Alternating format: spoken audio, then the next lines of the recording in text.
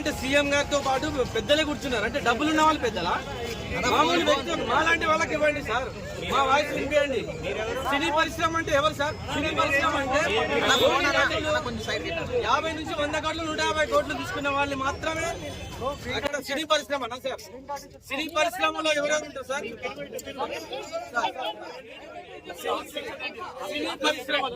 సినీ పరిశ్రమ ఎవరు సార్? కార్మికుల దగ్గర నుంచి, ప్రేక్షకుని దగ్గర నుంచి, నటులు, దర్శకులు, నిర్మాతలు. సామాన్య ప్రేక్షకుని మేడం, రేవంత్ రెడ్డి గారు సామాన్య ప్రేక్షకుని గురించి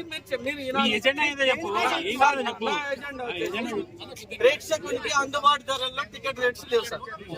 ప్రేక్షకునికి అందుబాటు ధరల్లో టికెట్ రేట్స్ లేవు.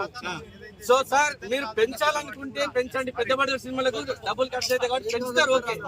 కానీ సార్ మాత్రం 60% మిడిల్ క్లాస్ పీపుల్ కి ఛాన్స్ ఇవ్వండి సార్. మిడిల్ క్లాస్ పీపుల్ మా టికెట్ రేట్ కొని మాకు స్తోమత ఉండదు సార్. మాకు ప్రతి సినిమా చూడాలని ఉంటది. 60% వరకు మాత్రం పెంచొద్దు. అప్పర్ క్లాస్ పెంచుకోండి, నో ప్రాబ్లం. అది 10 days 15 days 20 days అని ఇష్టం.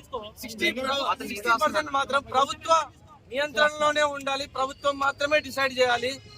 మీరు 100 కోట్లు పెట్టి సినిమాలు తీసుకోండి, మాకు నో ప్రాబ్లం. బెనిఫిట్ షోల వల్ల కూడా మాకు నో ప్రాబ్లం సార్. బెనిఫిట్ షోలు కూడా పెట్టుకోండి, నో ప్రాబ్లం. కాకపోతే దానికి ఇప్పుడు హీరోలు, దానికి కూడా హీరోలు రావాలి. ప్రేక్షకులు అనేవాళ్ళు, ప్రేక్షకులు హీరోలను బట్టి వస్తారు.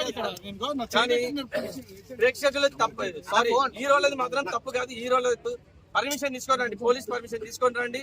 మేము వాళ్ళని చూసి ఆనందపడతాం. ప్రేక్షకులు ఎన్ని పైసలు, ఎన్ని వేలు పెట్టి కానీ టికెట్ చూడడానికి వస్తాం కదా సార్. నువ్వు వచ్చేది ఎందుకు? Hero image